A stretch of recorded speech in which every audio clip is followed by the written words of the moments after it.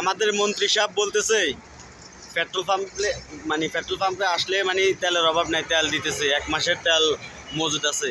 আর এখন পেট্রোল পাম্পে আসছি, দেখেন আমি আমার মোটরসাইকেল নিয়ে আসছি, হ্যাঁ, কিন্তু এখন বলতেছে তেল নাই। তো দেখেন এখন মোটরসাইকেলটা চালামু তেল ছাড়া কীভাবে চালামু? হ্যাঁ, ইঞ্জিন আবার বলতেছে 5 দিন ইঞ্জিন বন্ধ করে তেল চালান। তো ইঞ্জিন বন্ধ করলে কখনো তেল ছাড়া ইঞ্জিন বন্ধ করে গাড়ি চালান। তো তেল ছাড়া ইঞ্জিন বন্ধ করে গাড়ি কি কখনো চালানো যায়? উনি কি গাড়ি চালাইছে কখনো? হ্যাঁ, এই দেখেন এই যে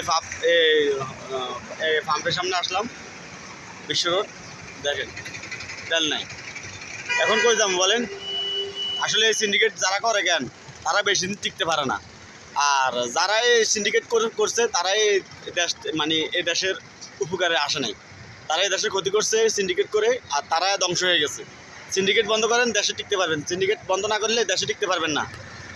ঠিক আছে, ভিডিওটি একটু সবাই শেয়ার করে দিবেন। আল্লাহ হাফেজ।